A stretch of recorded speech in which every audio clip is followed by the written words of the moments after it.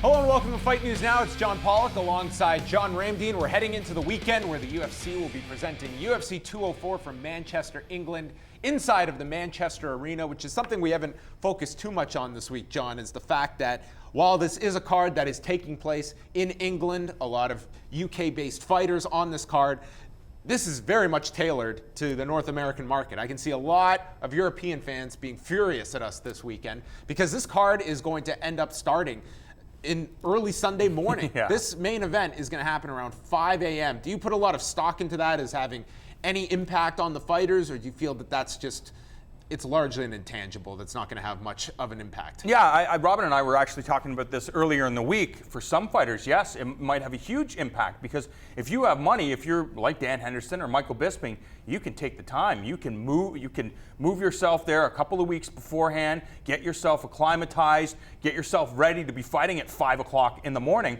where some of the other fighters, they don't have the luxury of flying in early, bringing in training partners, and getting themselves ready to be fighting at very, very early in the morning. If you're a professional and you've made a little bit of money in mixed martial arts, these are some of the luxuries that you get to enjoy. So I think we're going to see some great performances. The guys that'll benefit are the guys that are from England. So because again, they don't have to do anything except just adjust their schedule. They don't have to fly, across the pond to get themselves ready. So I think some of the fighters might be affected, but I highly doubt the top end guys will be affected because they're such professionals. Mousasi, Bisping, Dan Henderson, Vitor Belfort, even Stefan Struve. All these guys have been in this game for quite some time. The fighters made weight on Friday morning in Manchester, but one fight is off. Ian Entwistle was just hit with an illness, probably in conjunction with his weight cut. So his fight with Rob Font has been scrapped as a result. So they'll just do it in Manila the next week. Oh yeah, this is going to be an unbelievable period. 3 weekends without a UFC card. That's incredible. Yeah, that's fantastic for fight fans because, you and I love the sport, but it's very, very difficult to kind of stay on top because we're kind of looking at things week to week to try to get ready for the next show instead of, getting ourselves excited. I mean, New York, that's the show that everybody's talking about right now. Nobody's thinking about what's going on in Toronto or any of the fight nights in between. Right now, there's this show and New York because everybody knows it's Conor and Eddie and the massive supporting cast. So I think this is good for fight fans. Get them excited, give them a couple of weeks break, and then the next show, they'll be amped to go and, to take in all the action. And it's so star-driven at this point that people are picking and choosing what they watch. Yeah. We had Chris Cyborg do a phenomenal number on FS1 2 weeks ago in Brazil. And conversely, this past weekend, they did an awful number for John Lineker and John Dodson, which, again, a great fight on paper, but people are going to be picking and choosing when you have this much. And with that's also star power too. Well, that's what I mean. Yeah, exactly. John Lineker and John Dodson are not going to command the attention that Chris Cyborg has, and you've said that many times over of the value of a Chris Cyborg. Now, also worth noting that the UFC is paying all of the fighters that are not going to be fighting in Manila. Still, unfortunate, you've put all this into a camp. They absolutely should be paid when they had no control over this card happening or not happening. And it's just, what I'm told is they're just going to reschedule the card. All the fights that were supposed to go down in the Philippines are just going to be moved to a different event. They said they're going to book them on other fights. Whether all the fights stay intact that were going to happen, I mean, to lose Derek Lewis and Marcin Tybura would be an injustice. Devastating, I know. But when Lamas, for example, is his next opponent going to be BJ Penn? Is that what the UFC is talking about? Do you want to see that as the fight? I don't particularly want to see that. I love Ricardo Lamas, but I think that, we're looking at, to me, there's no benefit. I mean, there is a benefit. If BJ comes out and he dismantles Ricardo Lamas, I mean, it's like, okay, the prodigy's back. This is the guy that we've been hoping to see. This is the guy that we hope to see in that last fight with Frankie Edgar. So there is a benefit.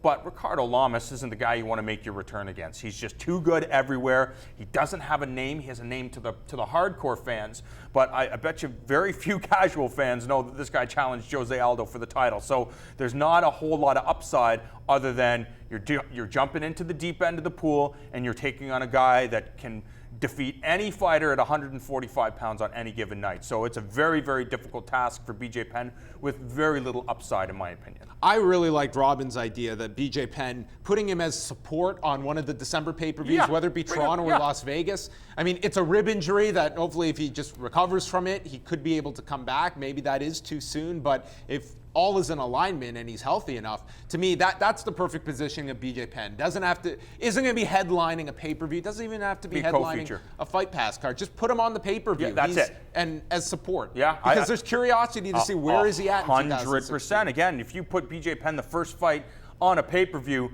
people are going to tune in. This is a guy that, if you talk to the best fighters and coaches around the world, unless you have some beef with BJ Penn, if you have some sort of animosity or your team has faced BJ Penn in the past, people marvel at BJ Penn. They marvel at his flexibility. They marvel at how good his jiu-jitsu skills are, his hands, how fast they are, his combinations. He's just so good everywhere. It's just this audience has not got a chance, the casual fans that might have just tuned in to see mixed martial arts over the last number of years really have not got to see the best version of BJ Penn. I think he has one win in his last 6 or 7 fights, and that's just not BJ Penn. If you go back and look in history, he's just so ferocious, he's aggressive, and he's impacted the way a lot of the best fighters fight. It's amazing that you consider that it was 4 years ago this guy was getting set to fight Rory McDonald at 170 pounds. Exactly. And if you've ever been around Rory McDonald, this is a guy that is probably not long for 170 pounds. Sure. There's a good chance that he's going up to 185 pounds. But that's why I consider BJ Penn one of the greatest fighters of all time, because it's about skill, and BJ was willing to face fighters. One of the things people talk about is the fact that BJ Penn fought Lyoto Machida at open weight. BJ Penn weighed 190 pounds. How that happened is remarkable, but Lyoto Machida was 220 pounds. So BJ didn't care. He just wanted to test his skills against anybody in the world, and that's why he left 155 pounds to go up and take on Matt Hughes, became the champion after defeating Matt Hughes, had that fight with George St. Pierre. We all know how strong and powerful George St. Pierre is. And a lot of people believe that he won that fight at UFC 58. Of course, things didn't go his way when they rematched, but that's the nature of the game. You're going to win some, you're going to lose some, but BJ Penn was always game. We've been talking about the middleweights all week long with the main event on Saturday, Vitor Belfort fighting Gegard Mousasi, and when you look at that depth at 185 pounds, pretty much everyone's got opponents, one exception being Anderson Silva.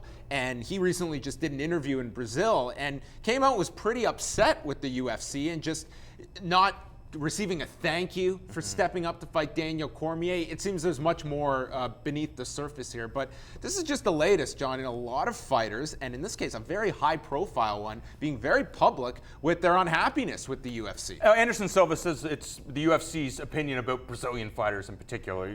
Jose Aldo and Chris Cyborg, not fighting in the UFC all these years. Meanwhile, we see what happens when the UFC marketing machine decides to push Cyborg. You mentioned the numbers, so you can understand Anderson Silva's point, but again, we're just not there. We haven't seen the years and years of interactions between Anderson Silva or any of the Brazilian fighters in the UFC. But I know he's just saying that because he's emotional, because right now the UFC is just trying to do what they need to do to recoup after spending $4 billion purchasing the company. They got to sell pay-per-views, and they got to try to create the biggest fights humanly possible to get these casual fans to tune into the It's also a byproduct of this sale that I think we get a big divide. I don't think the fighters had the same connection with management and this company now in the wake of this sale as well.